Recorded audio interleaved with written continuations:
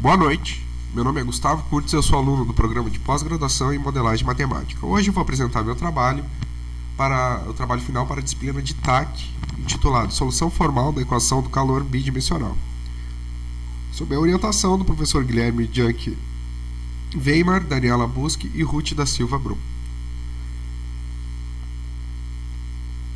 A equação do fluxo do calor é uma das equações diferenciais parciais mais conhecidas e mais utilizadas na matemática física. Para isso, o presente trabalho vai mostrar uma metodologia para calcular a solução formal da equação do calor bidimensional. Mas o que seria essa solução formal? Seria uma solução em forma de séries de cosseno, seno e exponenciais. Então, o objetivo é isso. Tá? Uma equação do calor bidimensional tem essas características aqui. Então, tem o beta pode ser qualquer constante. Tá? Os limites à direita e acima, se vocês pensarem na parte bidimensional, é L e W, tá? E o T sempre maior que zero. Então, o nosso problema proposto trata de trabalhar a condução do calor em uma placa retangular. Aqui é a ilustração do nosso problema. Então, a gente vai ter nossas condições de fronteira tridimensionais, mas o T sempre vai ser maior que zero. Então, a gente vai ter condições de fronteira para y e x. Além disso, a gente vai ter as condições de fronteira voltada para x relacionada à primeira derivada parcial em relação a x. Ambas vão ser iguais a zero, é aqui que eu estou falando. E com relação a u, a gente vai ter as condições de fronteira para y. Tá? Aqui a gente vai ter as condições de fronteira para y. E também aqui a gente vai ter as nossas condições de fronteira para o f de x, que vai ser utilizado lá para o cálculo dos coeficientes da nossa solução. Então, como é que vai funcionar a metodologia? Durante o artigo, ou na escrita do artigo, eu mostrei a metodologia.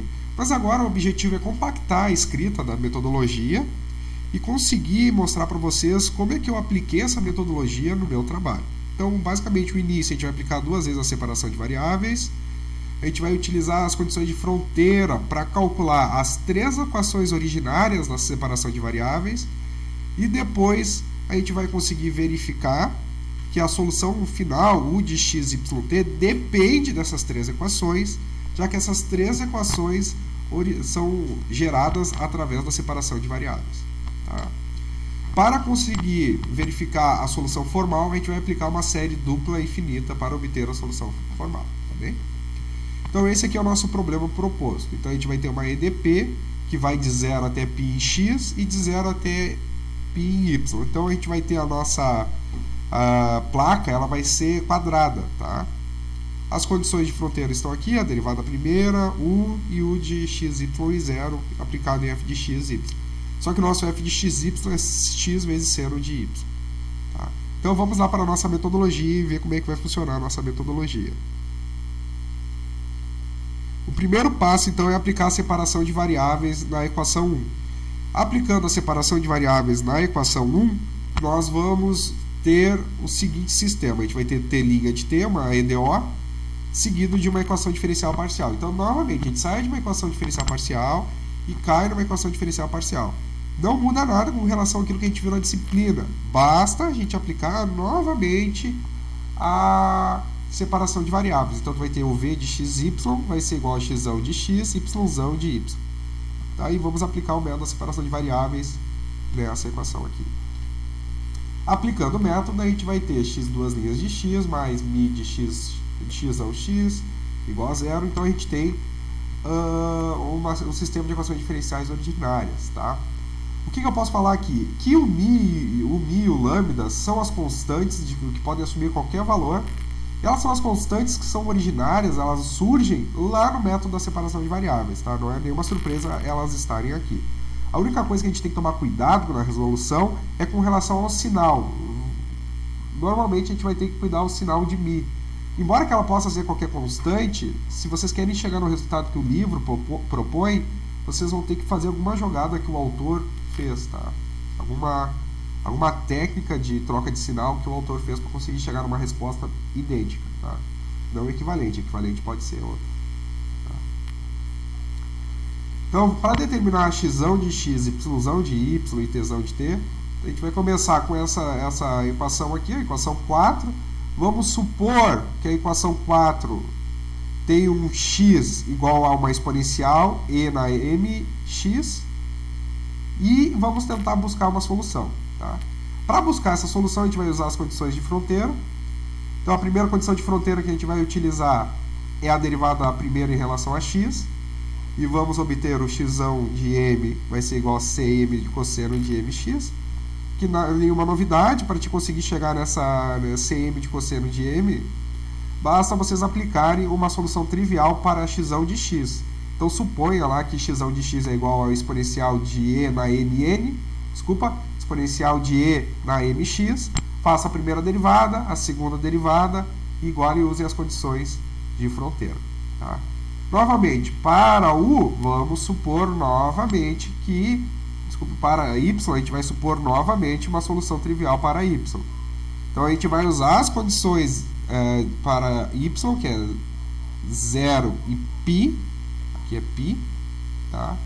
Para conseguir calcular o valor da função y de n. Tá? Esse y de n representa aqui por causa do a n, tá? Que são as constantes que vão surgir, qualquer constante.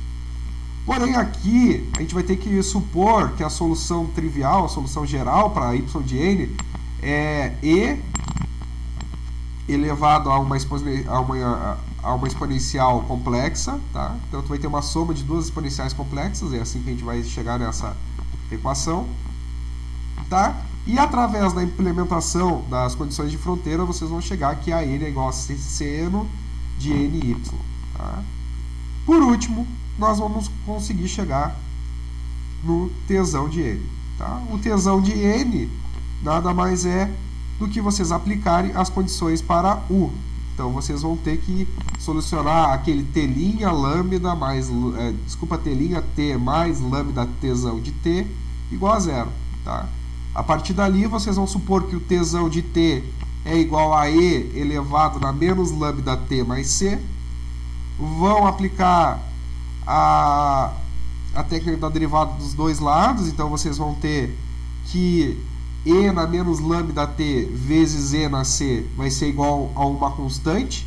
E esse e na c a gente vai chamar de bmn. Tá?